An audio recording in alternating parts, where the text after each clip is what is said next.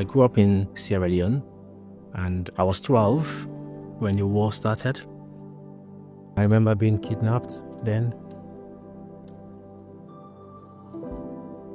which was difficult. AAT gave me that gateway to transcend all of those difficulties. My name is Edwin Samu. I'm a fellow member of AAT. I own my own business, Edmill Accountant, in Oxfordshire. Thank you. Having my own business was a way to have that good work-life balance that I needed. Bye-bye. I love it. I really enjoy things like doing the school runs. We can have a chat, we can have a laugh. Accounting is a big part of my family's life. My wife works in the business with me. My children really take an interest in what I do. So if I ask them now, what is an invoice? It's a demand for pay. Incredible. It just makes me very happy and appreciative. Bye. I love you. Bye, Dad. There are lots of people that want to study accountancy. If I can help one more person to be AAT qualified, to own their own accountancy business, it will be everything for me. I had a thought of starting my own accountancy firm. Looking at Edwin, it gives me a feel of inspiration. It's really good to have someone be a role model. I'm impressed. Thank you. Very good.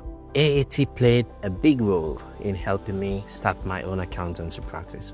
With the community and the resources provided by AAT, I have the confidence to sit in front of clients and talk to them about what can really make a difference to their businesses. Yes. So we can allocate it to the correct nominals.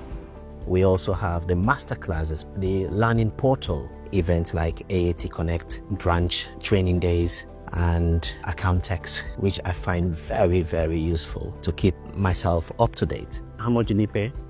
The past few years have been incredibly exciting, and what AAT is doing aligns with my personal beliefs to make AAT as inclusive as possible. I'm just working on your account right now. I cannot imagine life without AAT. Where would I have been?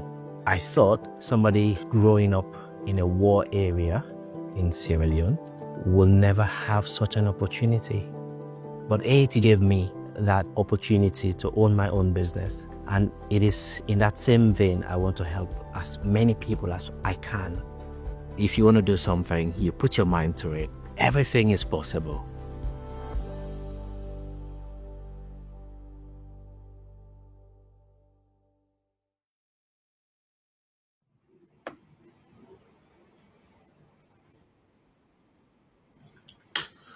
Alrighty. Hello. It's been a little while, but welcome in. Thanks for everyone for taking the time out of their day, especially this lovely day, to join us on this Facebook Live. For those of you who are new, my name is Jaden and I'm the Social and Digital Specialist for AAT. So, new title, but same me. It's great to see so many of you here, and I'm seeing so many new names. So as we did last time, we've gone for a later slot this time. It's just so that we can get more of you in, and it's really looking like it actually worked.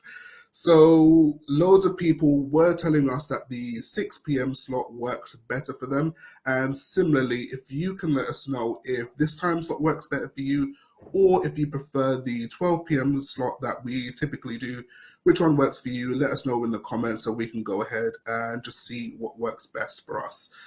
And for you, of course. But moving on slightly, as we always do, I just want to give a huge shout out to everyone that left a comment. So I just want to go through some of them super quickly. I want to give a shout out to Ella. I want to give a shout out to Emma Louise. I want to give a shout out to Alison. I want to give a shout out to Shelley, Kate, Linda, another Emma Walker, Tony, Andrea, Becky, Pinky, everyone. Everyone left a comment. There's so many of them. Want to get through all of them at some point, but I do appreciate you leaving a comment there. Okay, so we'll introduce my co-host here. So I am here with the legend himself. As I said, he is basically my co-host now, but seriously, he is a regular face on the series. It is Will Boardman. How is everything, Will? Very good. Always a nice introduction, so thank you for that. Co-host at this point, I think. Yeah, literally. He's like, Basically true. Yeah, so just a little introduction really. So my name is Will. I am a distance learning tutor for Training Link. So we deliver level 1, 2, 3, and 4 AAT distance learning. I do specialise in level 4. So although I do teach the other levels, my sort of area that I teach for Training Link specifically is level 4. So it's a perfect opportunity to talk about level 4 for this sort of ultimate guide that we've put together. Perfect. I didn't even have to ask you to do an intro. You just go right into it. Mate. No, love I know it. the We've routine. done At this. this point, I am in. Exactly. At this point, you know I'm going to ask, so Yeah, you might as well just get absolutely. right. All good. All right. So I'm going to hand over to Will in a second. But if you do have any questions about the session or anything in relation to level 4, if you can leave it in the comments, we are going to have a stop for questions in the middle or around the middle. And then we're going to have some questions at the end as well. So definitely make sure you get any questions in. I will pass them over to Will and we will get those answered for you. All right. Will, whenever you are ready, I'm going to hand over to you and we can get started.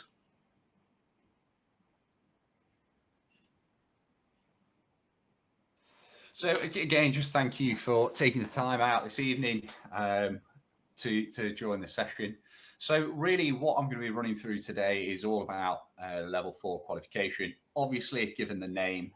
So it will be useful for those who are looking to move on to level 4. Maybe you're doing level 2 and level 3. Maybe you've not even started AAT yet. And for those who are on level 4 already. Now, I won't be going into necessarily technical details, as in technical specifics. However, what I'm going to try and do is give you an overview of level 4, some considerations, some ways to approach it that may be a little bit different, some differences from level 3, etc. So obviously, if you do have questions, do pop them in the chat box and I'll pick those up either during the middle or at the end of the session. Okay, let's make a start. So some of you may know this already, some of you may not, but let's talk about structure to start off with. So for the level 4 qualification, we have 3 core units. So we have drafting and interpreting financial statements, applied management accounting, and internal accounting systems and control. So to give you a little bit of information, you're drafting and interpreting financial statements would carry on from your bookkeeping units at level 2, so your sort of introduction to bookkeeping, principles of bookkeeping controls, into then level 3, which, as you know, most of it is FAPS, so financial accounting, preparing financial statements, and then the level 4 version of this is drafting and interpreting financial statements. So it's taking all that knowledge that you've got from level 2 and level 3 and then building on that. However, at level 4, it is a lot more around limited companies. So what you've done a lot of in level 2 and 3 is around sole trades and partnerships, whereas for level 4, we're now going to be looking a lot more in depth at company financial statements, group accounts. We're going to be looking more in depth at the IASs and IFRSs, which are your accounting standards. And you'll also be covering a lot more ratios as well. Then your applied management accounting unit continues again through, you've got your trees throughout level 2, 3, and 4. So it covers on from your principles of costing techniques and then maths at level 3. And then the level 4 version is applied management accounting.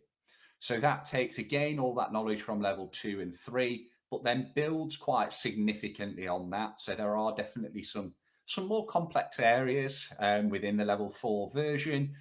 Really useful stuff. So you still bring in budgeting, but we're going to be learning about different types of budgets, going into a lot more detail on those. Something called standard costing. We're going to be doing a lot more of the variance analysis, a lot more in depth on that, which is really useful. We're going to talk about target costing, more on activity-based costing, which if you're on level 3, you might already know about. So it's a very good unit. What I would say is these 2 units, so drafting and interpreting financial statements and applied management accounting, they are going to be your biggest units at level 4. So they will take the longest to get through, but both very, very useful units. And then your last core unit is internal accounting systems and controls. So this builds on the business environment at level 2 and the business awareness at level 3, and really takes that into level 4 and focuses more. So you've got a lot more fraud in there. You've got a lot more analysis on a business's structure, their processes, identifying the weaknesses and suggestions. So again, a really, really good unit that, there will be a lot of analysis within there. Now, when I say these are the core units, they're also known as the mandatory units. So everybody has to complete these 3 units. There is no choices. Okay. Now, what we then have following on from these are the optional units. So for these, everyone has to pick 2 out of the 5 optional units. So we've got personal tax, business tax, cash and financial management, credit and debt management, and audit and assurance. So as I said, everyone completing their level 4 will have to pick 2 out of these 5. So when I say they're optional, it doesn't mean you can just do none of them. You just have to pick 2 out of the 5. You can actually do more if you wanted to, but you do have to do 2. So let's have a look at these in a little bit more detail, because for those who are already on level 4, you might have picked already, you might not. Now, it is feasible depending on where you're at. Maybe if you're at a college, they may have already been picked for you. But if you're not, or you're at a college and got quite big numbers, they may be running multiple classes to allow you to pick. But let's just examine each one of these and just kind of throw in some considerations as to what you may want to do. So the first one we've got on here is personal tax. Now, personal tax is all about how you tax an individual. So you learn a lot about benefits. You will look at how sort of you are taxed as a person. So you'll look at the tax bands. You will look at, like I say, a lot on benefits. You'll look at capital gains. You'll look at national insurance. You'll look at how you include those benefits within a P11D. It's all very, well, I find it interesting anyway. I think it's a good unit to do. It is notoriously quite a hard unit, so just something to consider, but it is a really, really good unit. And you do get some reference material within the exam to refer to, as you would in such as the level 3 tax process for business. So you don't have to remember absolutely everything. You do get some reference material, but it is very, very useful. Next, we have business tax. Now, business tax is all about how you tax, as the name suggests, a business. So how we tax a sole trader, partnership, and limited company.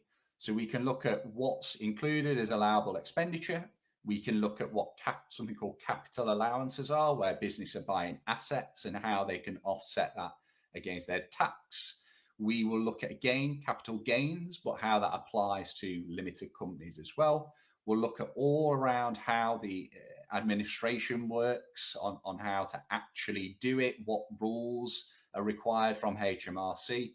So again, a very, very useful unit. Now, arguably, they are probably the biggest out of the optional units, so they probably will take a little bit longer. But we'll talk about general considerations when I've finished actually going through all 5. So next one, cash and financial management. The good thing about this one is that if you've already done AMAC, the Applied Management Accounting Unit, you will be taking some of that and using it again within cash and financial management. So when we're looking at, sort of ratios, cash budgets, how to use surplus cash, all of that is covered within cash and financial management. So if you have, again, I don't want to go into too much detail about what I'm talking about later, but if you have no interest in tax, this could be a really, really good option. So like I said, you will, if you've already done AMAC, you will have already covered elements. So that's quite handy as well. Then we have credit and debt management. So again, a little bit of other being covered in previous units, such as ratios. But in this one, we look at credit control procedures, we look at bankruptcy, we look at ratios and how to use the working capital ratios again and liquidity ratios. We look at some law as well within credit and debt management. So contract law, what constitutes a contract, which again, if you work in that area or want to work in that area, that can be very, very useful. And then the last one is audit and assurance. So audit and assurance does take bits from one of the core units, being internal accounting systems and controls, and takes those similar skills of being able to analyze a business's processes and be able to comment on those, show weaknesses. So anyone who is looking to go into audit, I would highly recommend this as a unit. We look at how you analyze a business's processes. We look at what something called working documents are.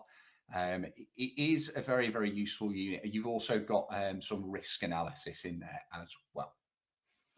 So in terms of which ones you should pick, obviously do your own research as well. Have a look at which one would suit you best.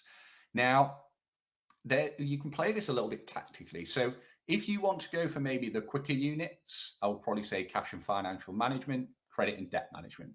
However, I would generally recommend picking the ones that you are either most interested in or the ones that you feel will be most useful to you at work. So for example, if you have no interest in doing anything to do with tax, you hate tax, obviously avoid the tax units. If you are a little bit more ambivalent, so you would like a bit of a mix, I would suggest picking one of the tax units and then maybe either cash and financial or credit and debt management.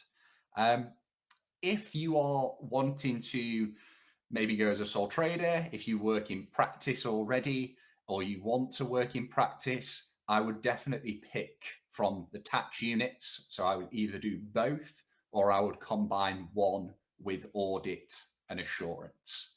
So it obviously does depend on your personal circumstances, but that is my sort of general guide as to what I would go for. Okay. That sort of does bring us to, I know we're not quite halfway through, but that does bring us to a good stopping point before we move on to some other bits. So, Jaden, do we have any questions at this point? So there was a question. I did answer it though. You might be able to give any insight into it if you want to, maybe from a trading link perspective. Okay. But yeah. Emma Louise did ask if you are studying level 4, or if you want to study level 4, can you move on to level 4 straight from the level 3 bookkeeping, or is it mandatory that you do the level 3 accounting? So no, you can move straight from the level 3 bookkeeping. Yep. The big consideration that I would have moving from level 3 if you've done level 2 bookkeeping and level 3 bookkeeping, you are in a great place to hit DAFE, which is drafting it into financial statements. The problem you've got, I don't know if it'll let me go back. Let me just hop back a second. It will. The problem you've got is this middle one here, this applied management accounting, because if you've not done any prior work on any management accounting from level 2 or 3, you are jumping in at the deep end, is what I would call. And the way that the syllabus is at the minute, more than ever before, it doesn't tend to go back much. So what I mean by that is you're kind of expected to know everything from level 2 and 3 when you start level 4. So if you're jumping in without that prior knowledge, it could be quite complicated.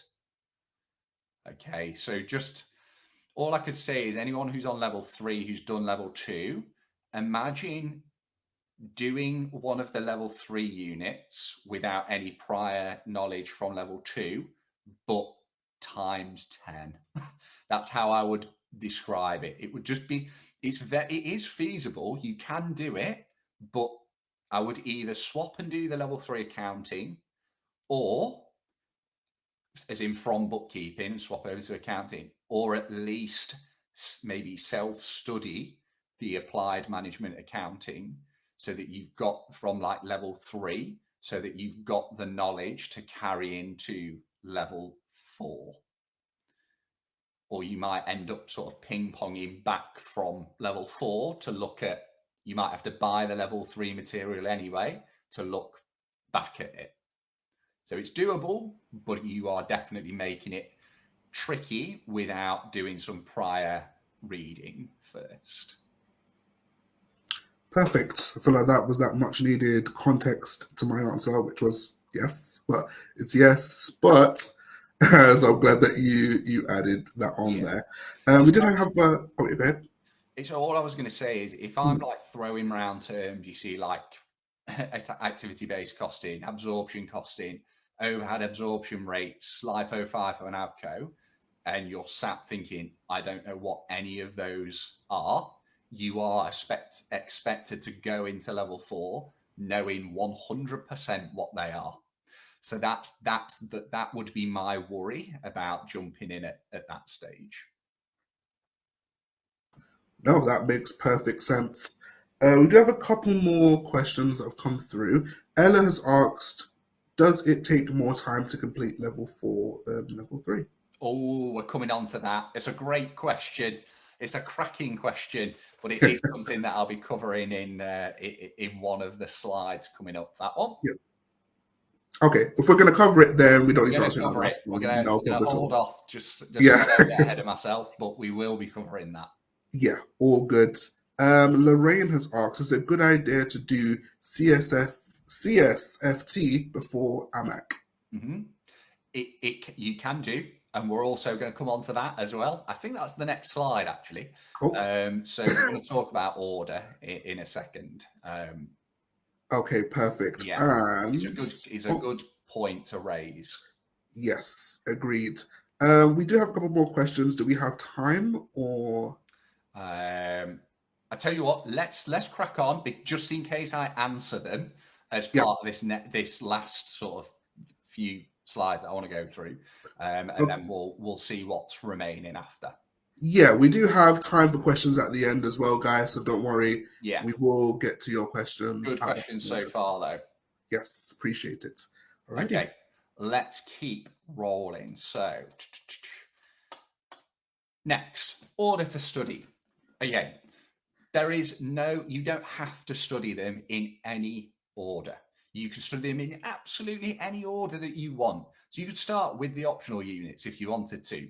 It's not like it used to be a while ago. I'm not going to go into that because it's irrelevant now, but you can literally study in any order. What I would say is just a few things that you may want to consider. If you're coming off the back of level 3, you've got the freshest knowledge at that point on your FAPS unit, so your financial accounting unit, your MATS unit, and business awareness.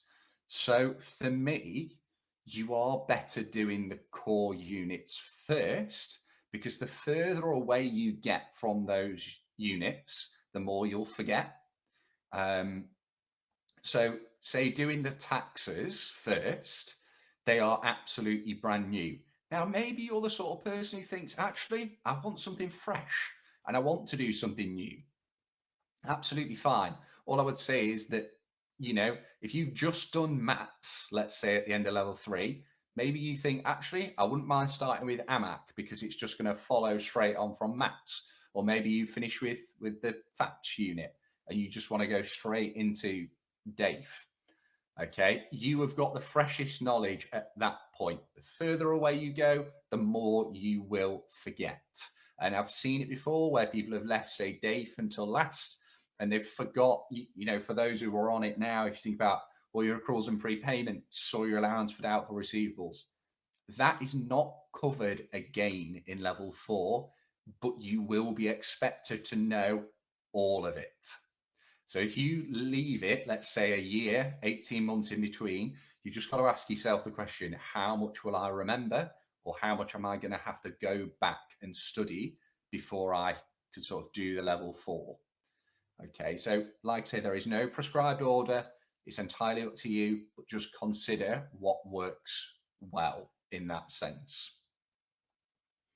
Okay, next on the list then, differences from level 3. So if you're on level 3 now, this will be particularly useful, but it will give you an insight even if you're not. So there are 3 things: volume, difficulty, and time. So in terms of volume, there is definitely more to learn, as you can ask anybody who's doing their level 4 currently. It is a big step up in volume. So there is a lot to learn in quite a few of the units. And naturally, what that means is it will take more time to learn. So just be prepared. At level 3, you have 4 exams. At level 4, you have 5 exams. And particularly, I would say, depending on what you pick as your optionals as well, you may be looking at 3 or 4 units that are definitely bigger than the level 3 exams. So it will definitely take a bit longer than it has for level 3, because there is just the volume of information that you need to get through and retain for an exam is going to be a little bit more challenging. Now, in terms of difficulty, this is an interesting one because everyone's perception of difficulty is different. I would say the thing that gets people more is the volume than the actual difficulty. In some ways, I would say it is a bigger jump up, and this is personal opinion, it's not factual, but this is personal opinion. I would actually say in ways the technical jump from 2 to 3 can be harder in some ways than it is from 3 to 4. What you'll tend to find is that the comments are generally, I seem to be learning a lot here. Do I need to know all this for the exam? Yes. Simple answer. So I would say that it's a combination of the 3, which makes it quite a big step up. It's not that it's way harder. It's the fact that it is a bit harder, definitely. It's particularly little elements, but then you've got this increased volume and the fact that it's therefore going to take a little bit longer. And the combination does make it quite a step up. However, it is doable. I'm going to talk about that last, but it is doable. But that sort of leads me on to the next bit, which is considerations. Now, what do you actually need to consider? So first things first, how are you going to study? Are you going to do it in distance learning? Are you going to do it within a classroom environment? Are you going to self-study? So literally buy the books and do it yourself. Obviously, the most challenging option. You've got to pick what works for you and what works around the time that you have available to you. Do you want that interaction with other people to be able to bounce ideas off? Do you want to be almost taught the unit, in which case a face-to-face unit, a face-to-face environment might work really, really well? Obviously, there's benefits and drawbacks to each of these. Are you going to do it distance learning, where you get the flexibility to study whenever you want? You also obviously means you can go at your own pace, whereas sometimes for such as an in-classroom environment, you might be on a set schedule. Like I say, benefits and drawbacks to all of them. But at the end of the day, you've got to pick what works for you. What I would say is try, I know it's easier said than done, try not to just base it off price, because when you take into account the fact that you really want to finish this qualification, you want to avoid paying for resits as much. Not I want to be negative, but if it happens, it would be nice to avoid paying for those as much as possible. So just try and base it off what you feel works best for you. Capacity. How much time do you have available is what I'm sort of putting out there. Try and pick a time for you to start this where you, don't get me wrong, there's never a perfect moment in time, but try and pick a time and know that you have the capacity and the time available to study. you will need more time than what you did at level 2 and 3. So just make sure before starting that you do have that time. Otherwise, your chances of finishing it obviously become less. Not impossible, but become less. And then the last one, have you had a break in study? So this is really, really common that we've had people who have had a break in between doing level 3 and level 4. Sometimes a massive break. It can be from syllabus to syllabus. So, it can be 5 or 6 years.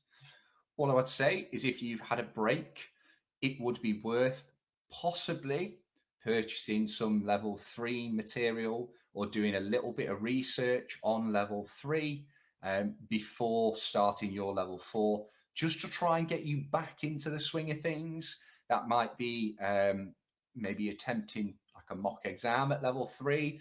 And if you're thinking, I've got no idea what I'm doing, it's been that long, I think that's probably a good sign to maybe just do a little bit of work to get you back into the flow before starting your level 4, or doing it in tandem with completing your level 4.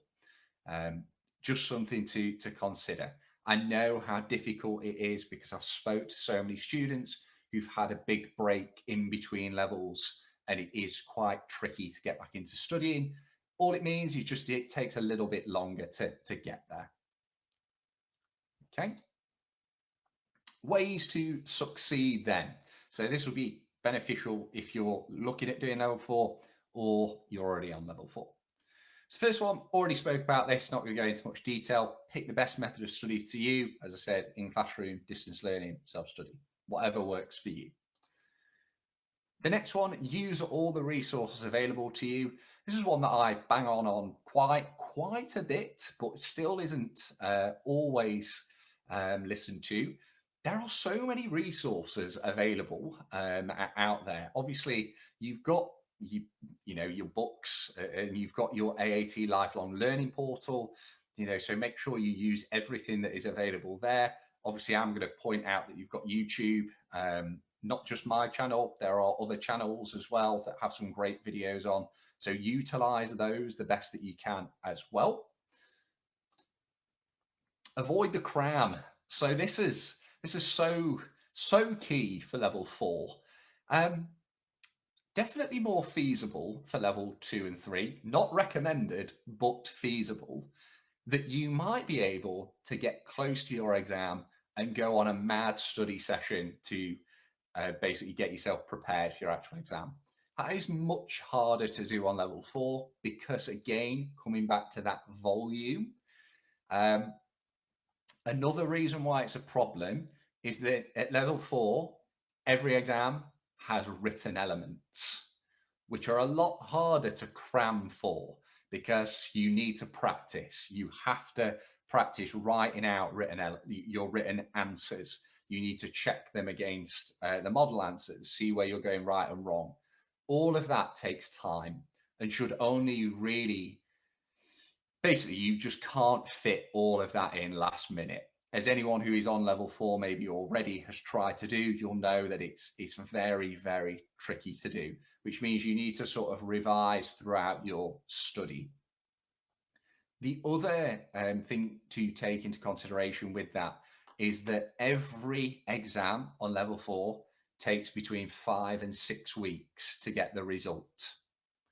Okay, so you're always aiming to pass something first time, but it's worth taking maybe that little bit longer to make sure that you are prepared because you've got that wait in between each exam. So just, again, something to take into consideration. Number 4 is one that it's quite hard to describe, but it's changing your mindset from numbers to business. And anyone who's on level 4 will probably understand this straight away.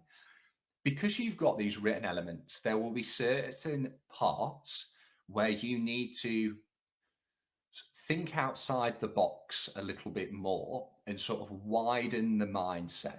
So I think for level 2 and 3, it's very much do this, do that. which is great because that is how you learn the basics at level 3, some of the more complex topics. But for level 4, you're now sort of widening the mindset. You're thinking a little bit more strategically and a little bit more from a business perspective than purely from a numbers perspective.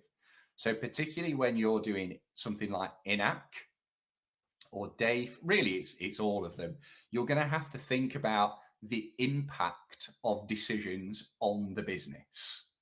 Okay, so switching from a purely numbers mindset to thinking about that wider business mindset will really, really help. Like I say, because you are going to have to think about impacts on the business, how certain ratios, for example, have an effect on the business. What does that show people?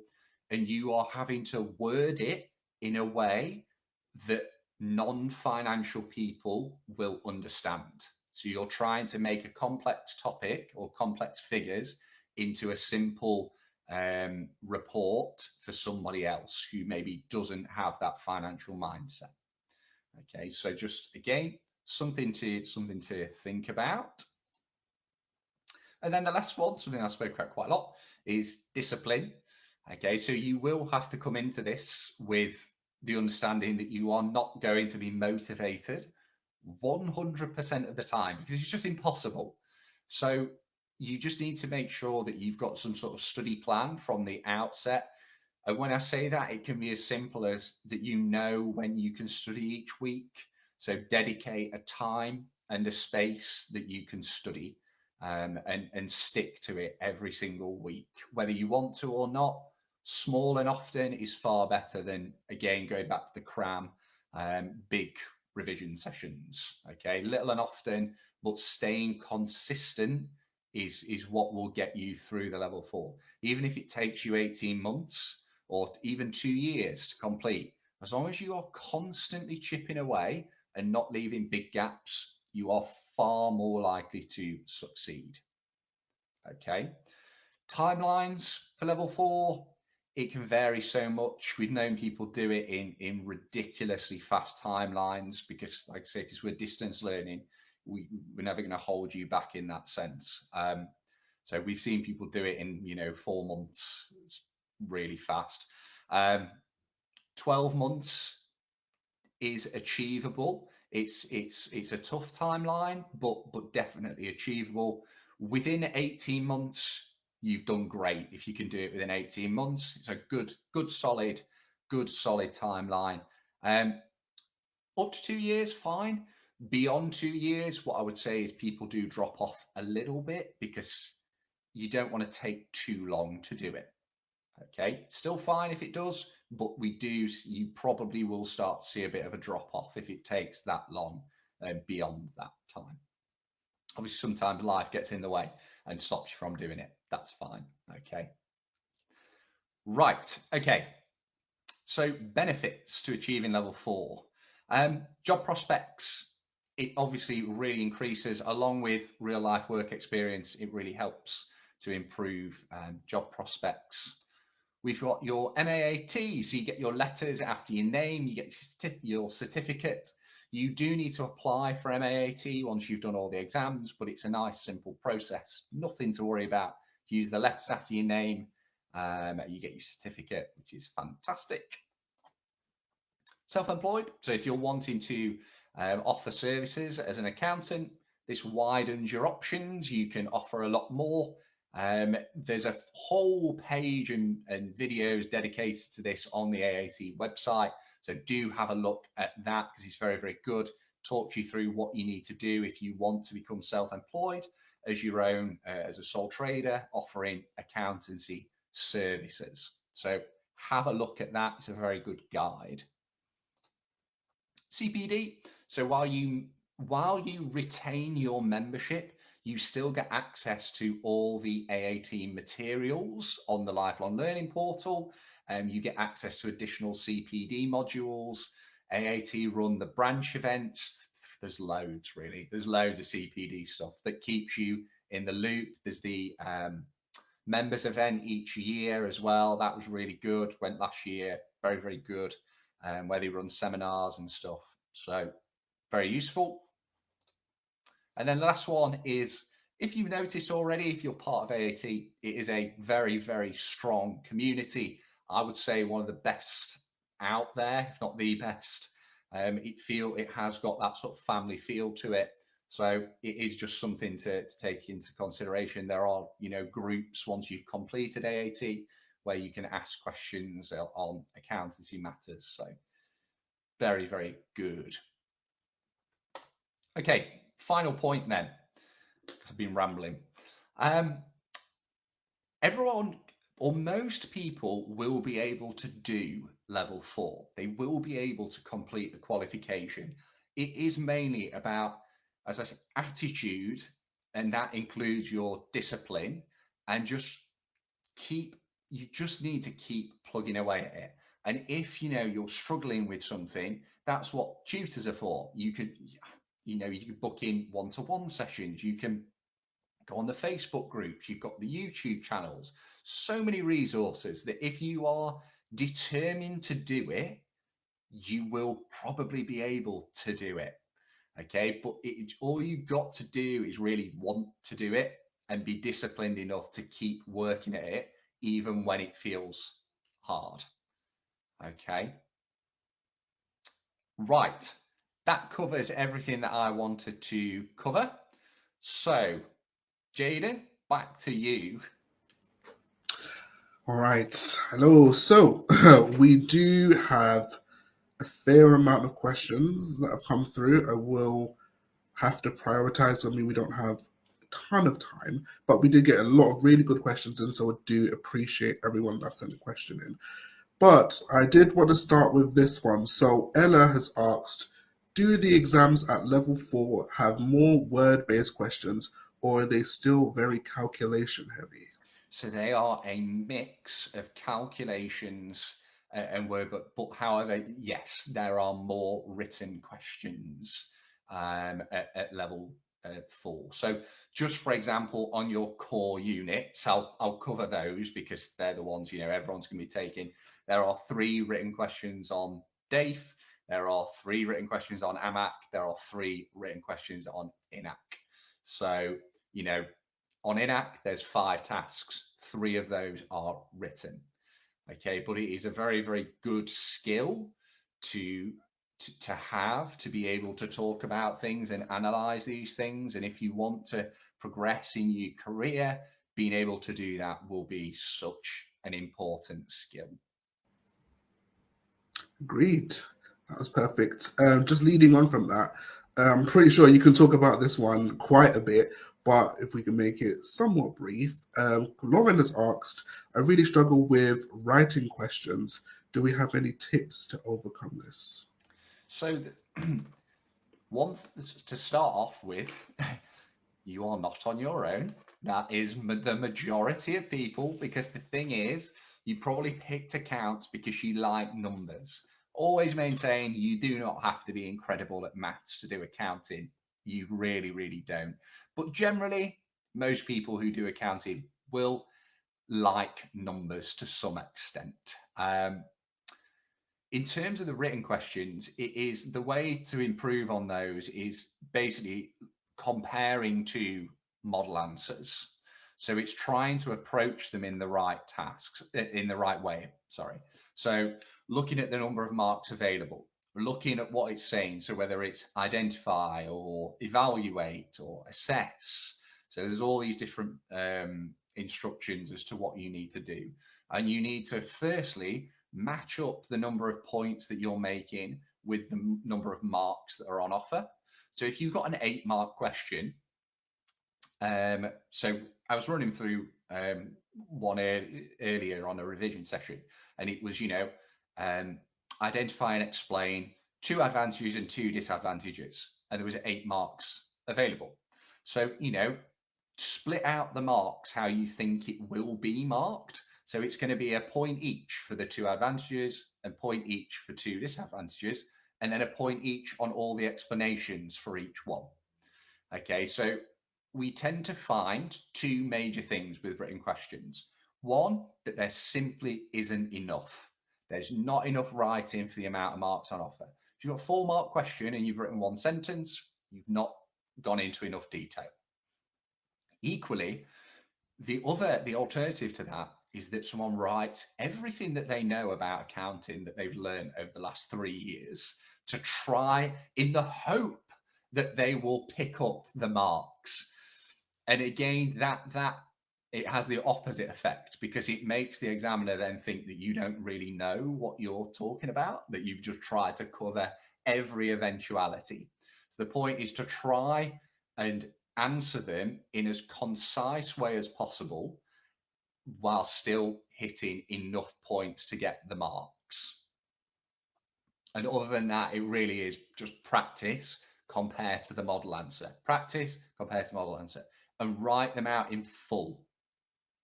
That is the other thing. Don't write them out in bullet points if you're going to need to write them out in full in the exam, because all your timings will be off and it's just not great practice.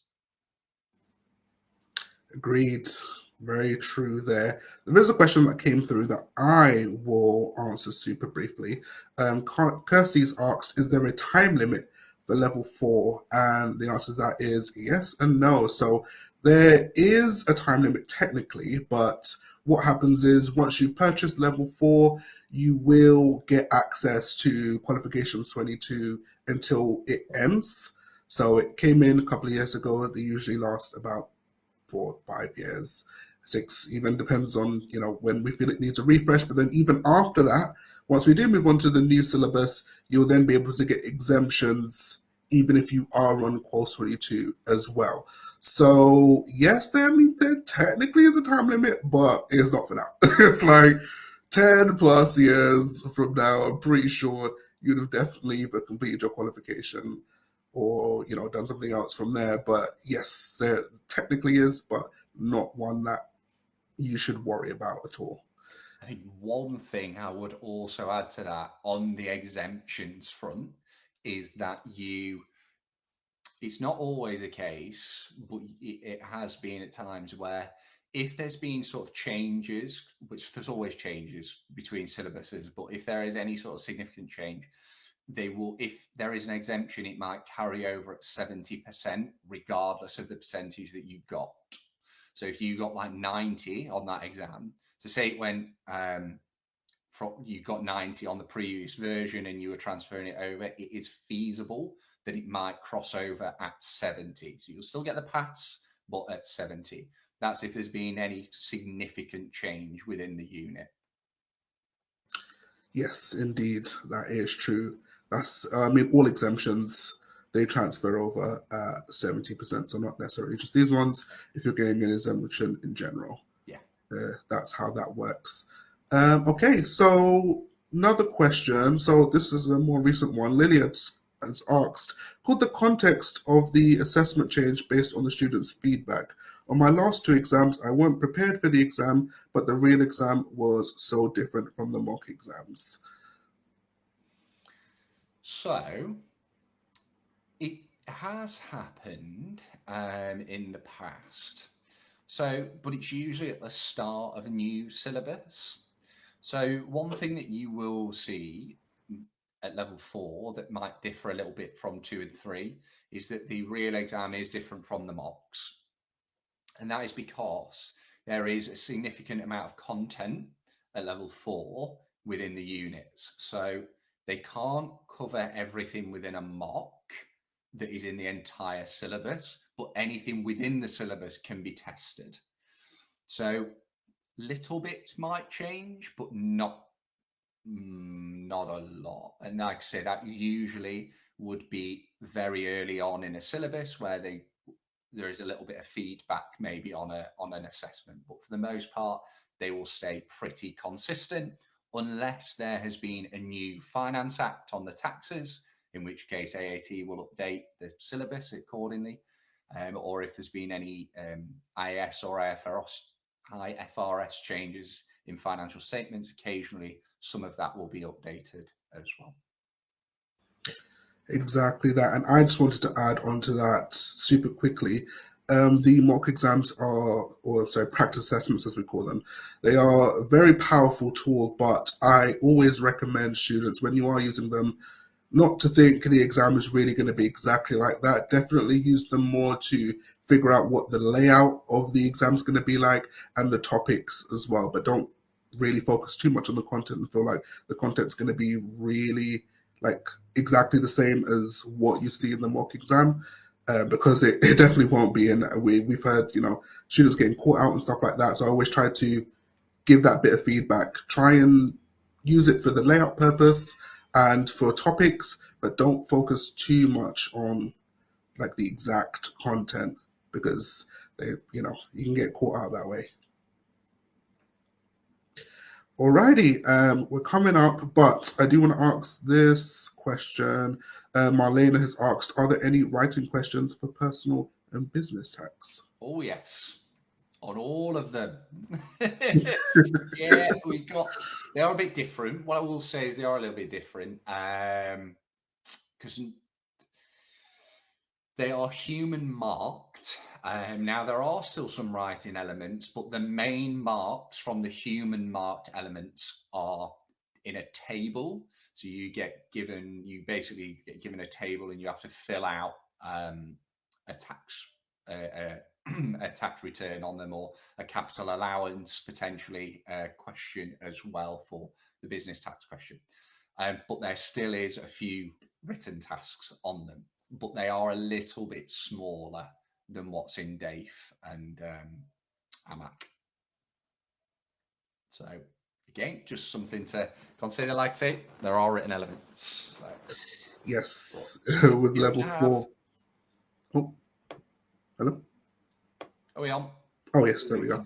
Yeah. Yeah, it's level 4. There will definitely, almost certainly, be written elements in essentially everything. So just bear that in mind. Level 4 is where you really go to hone the written side. A lot of calculations in the previous modules and levels, but level 4, there will be a fair amount of writing. So just be prepared for that. There is a lot of calculation. Yeah. It's just that you then need to be able to interpret them as part of the written elements, and that's key. So yes, you will still have those calculations. Oh yeah. But then you need to be able to talk about some of them. Yes. Now you do both. Yeah. All right.